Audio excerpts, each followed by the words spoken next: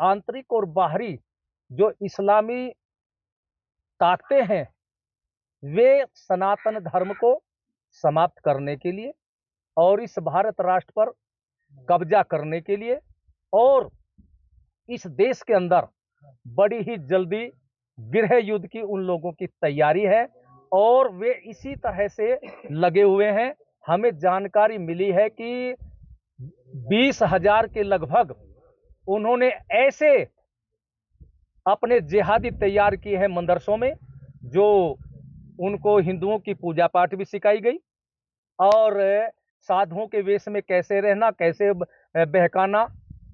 हिंदुओं को, उनकी महिलाओं को, वो सारा प्रशिक्षण दिया गया। तो उस प्रशिक्षण के अंतर्गत कोई पुजारी के रूप में हमारे मंदिरों में रहने लगे, कोई आश्रमों पर भी कब्जा करने के लिए पहुंच गए। वहाँ का उनके जो सेवा पानी उन्होंने की, धोखेधड़ी से उनको उनका महंत भी बना दिया गया और कोई मांगने पर लगा दिए गए। तो इस तरह से हमारा ये सनातन धर्म के लिए खतरा बढ़ता हुआ जा रहा है और ये इस तरह के लोग भी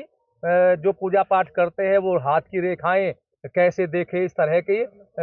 उनको भी शिक्षा दे करके हिंदुओं की महिलाओं में, घरों में उनका आना जाना हो जाता है और उससे फिर ये हिंदुओं की महिलाओं के फोटो, लड़कियों के वो चित्र भी लेते हैं और उनका मोबाइल नंबर भी ले लेते हैं, जिससे कि फिर वे जिहादी मानसिकता के नौजवानों को उन महिलाओं का मोबाइल नंबर दे देते हैं और इससे लव जिहाद को बढ़ावा मिल रहा है। यहाँ जो इस मंदिर में छद्म वेश में एक मुस्लिम साधु के वेश में पुजारी के रूप में रह रहा था, पुलिस प्रशासन ने उसको पकड़ा। इसके लिए मैं जनपद शामली के पुलिस प्रशासन का कोटि कोटि धन्यवाद करता हूं। लेकिन इसके साथ साथ मैं पुलिस प्रशासन से ये भी कहना चाहता हूं कि उसको जेल में डाल दिया, इससे काम नहीं चलेगा। उसकी पूरी जांच होनी चाहिए, गहन जांच हो, जिससे पता लगे कि वो बांग्लादेशी यहाँ इस गांव में जो पहुंचा वो किसके द्वारा पहुंचा गया, किसने उसको प्रशिक्षण दिया। यानी ये कहना चाहिए कि यहाँ पहुंचाने के लिए उसका माई बाप कौन है, उसका गुरु कौन है, उसकी पूरी जांच होनी चाहिए और नहीं तो देश खतरे की तरफ को बढ़ रहा है। अच्छा महाराज जी, क्या ये एक ही है या फिर कुछ और भी हैं ऐसे?